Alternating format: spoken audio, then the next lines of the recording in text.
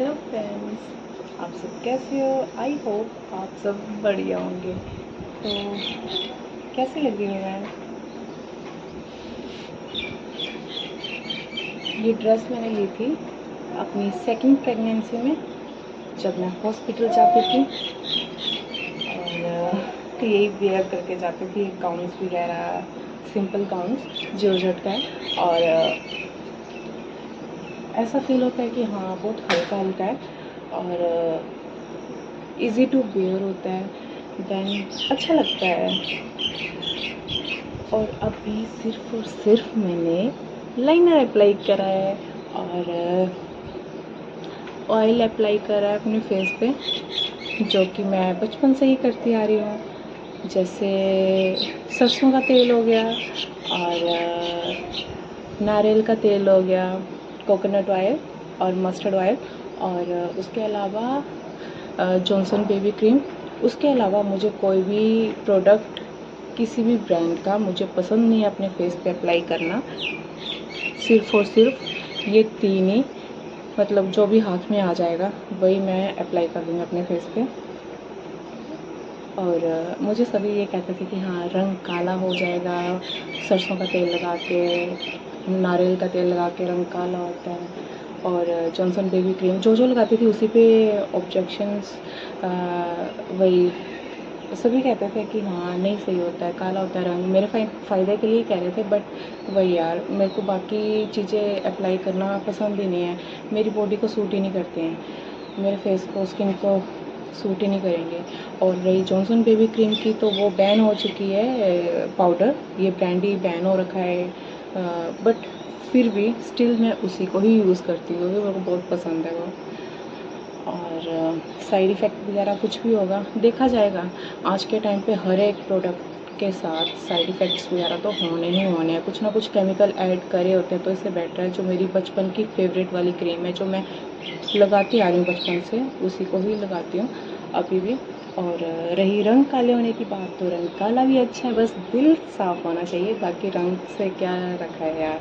और बस उसी सोच के साथ मैं आज तक सरसों का तेल, नारियल का तेल, फिर जॉनसन बेबी क्रीम वगैरह अप्लाई करती रहती हूँ अपने फेस पे। इसके अलावा नहीं कर सकती, नोज़ी होता है बहुत ज़्यादा, सनस्क्रीन्स वगैरह अप्लाई नहीं कर सकती।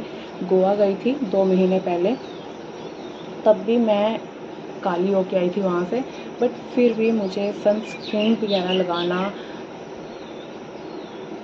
मंजूर नहीं है, चाहे काली हो जाऊँ। काली हो लूँगी, बट और कुछ अप्लाई नहीं करूँगी इन तीनों के अलावा। और जैसे शादी ब्याह होते हैं, फंक्शंस वगैरह होते हैं, तब थोड़ा सा फाउंडेशन या फिर कुछ भी गोरी होने के लिए लगा लूँगी। और लिपस्टिक और कुमकुम, काजल, ये तो आए दिन लगाती रहती हूँ। और लाइनर भी लगाती रहती हूँ, डिपेंड करता है मेरे मूड पे कि आज लाइनर लगाना है या काजल लगाना है। और किसी दिन दोनों लगा लिए तो यार बिल्कुल चिंगी लगती हूँ मैं। और आईज़ बिल्कुल छोटी छोटी हो जाती हैं फिर। और अब लिपस्टिक अप्लाई करनी है मैंने, और बाकी वॉच तो वेयर कर ली है, बाकी देखिए। और हेयर स्टाइल तो मुझे कुछ स्पेशल आता नहीं है बनाने, और बच्चे बनाने भी नहीं देंगे अगर मैं ट्राई करूँगी। तो ज़्यादा से ज़्यादा वही हेयर्स ओपन कर लूँगी, और अब सिर्फ लिपस्टिक बचती है एंड कुमकुम बचता है, इसके अलावा मैं। तो ये रहा फ्रेंड्स मेरा फाइनल लुक। और कैसी लग रही हूँ?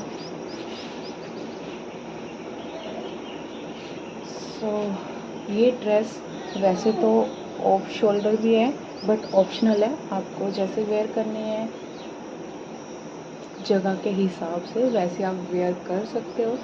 और जैसे कि मैं हॉस्पिटल जाती थी अपनी प्रेगनेंसी टाइम पे, तब ऑफ शोल्डर्स वगैरह करके जाना सही नहीं लगता है।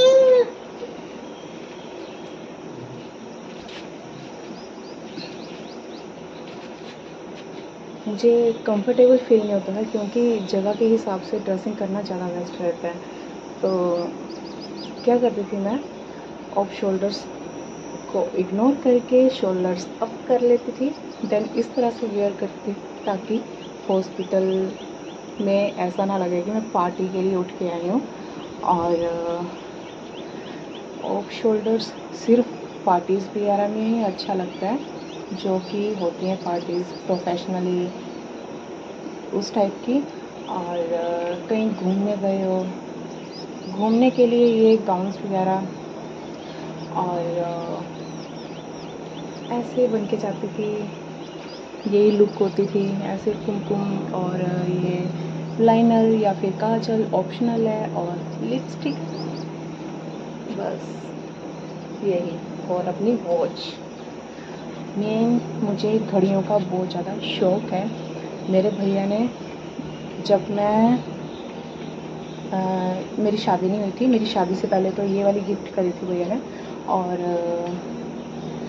जब मेरी शादी नहीं हुई थी 2018 या 2017 में, मेरे को भैया ने 7,500 की घड़ी गिफ्ट करी थी, क्योंकि भैया को भी पता है कि मेरे को घड़ियों का बहुत ज़्यादा शौक़ है।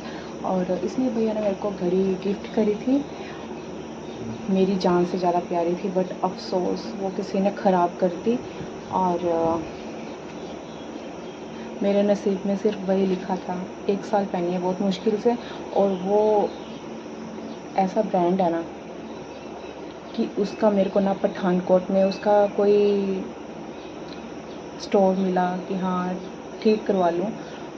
नॉर्मल में ठीक करवा के कोई फ़ायदा नहीं है, क्योंकि जो ब्रांड है उसी के ब्रांड में, अगर उसी के स्टोर में मैं जाके वो वॉच ठीक करवाऊँ तो ज़्यादा बेस्ट है। नहीं तो वैसे भी काम की नहीं रही है। वो वाइट कलर की थी, स्पोर्ट्स वॉच थी। और यार मेरी जिंद जान थी वो। मैं कहती भगवान ये ख़राब करने को बची थी। बहुत गुस्सा आया था मेरे को। और खैर मेरी किस्मत में नहीं लिखा था, वो तो गई 7,500 की घड़ी। उसके बाद मैंने महंगी वाली वॉच कभी ली नहीं। एक बार ख़राब हो गई, उसके बाद नहीं ली। उसके बाद मैंने बोला यार मेरी किस्मत ही साथ नहीं देती है, तो इससे बेटर है कि ज़्यादा महंगी मत लो। फिर उसके बाद मैंने ये वाली वॉच ली थी, और भी ली है। हाँ, एक स्मार्ट वॉच ली थी शादी के बाद।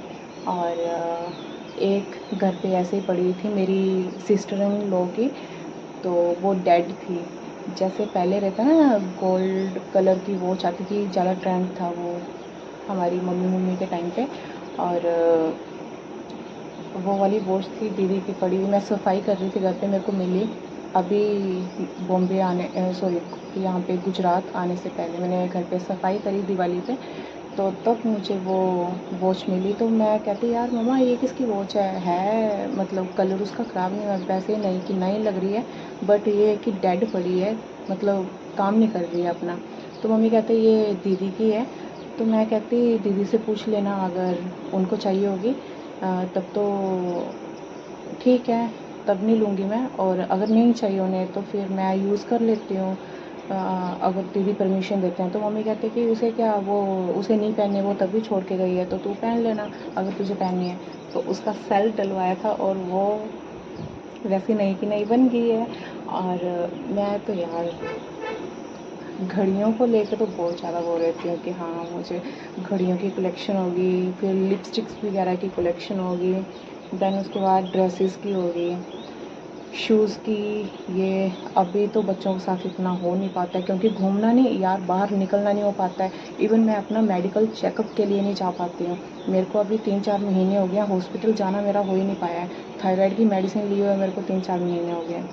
मेरे हस्बैंड को भी ड्यूटी से थोड़ा सेकंड्स का भी वो फ्री नहीं हो पाते, और मैं इतनी ज़्यादा, पहले ये था कि मंडी वगैरह भी अकेले चली जाती थी, बट अब ऐसा है कि दोनों बच्चों के साथ मैं नहीं कर पाती मैनेज, क्योंकि एक बच्चा भागेगा यहाँ पे, ऊपर से रोड भी साथ में ही है, लग लुग गई या गाड़ियाँ गुड़ियाँ यार बहुत रिस्की है। तो इससे बेटर है कि बीमारियाँ लगवा लो घर बैठे, बट बच्चों को मत लेकर जाओ। बच्चों के खातिर बहुत कुछ करना पड़ता है, माँ को बहुत ज़्यादा मैनेज करना पड़ता है, और चाहे वो उसकी हेल्थ रिलेटेड इशू क्यों ना हो, वो भी उसको करना पड़ता है। तो मेरे को, जैसे कि मैंने पहले भी वीडियो में शेयर करा था कि थायराइड की और PCOD वगैरह, मतलब फूलने वाली बीमारियाँ मेरे को हो रखी हैं। तो इतना काम करने के बाद भी मैं पहले वाली फिगर नहीं बना पा रही हूँ अपनी, तो लगा लो हिसाब। अगर मैं आराम करने पे आई तब कितनी ज़्यादा फूल जाऊँगी। देन बच्चे ज़रूरी हैं, अपनी हेल्थ का क्या यार, जी ली अपनी ज़िंदगी जितनी थी, अभी 30 भी क्रॉस नहीं करा है, और ज़िंदगी बस ज़्यादा चाहत नहीं है जीने की जितनी है उतनी काफ़ी है। और लगने दो बीमारियाँ, क्या करना है अब।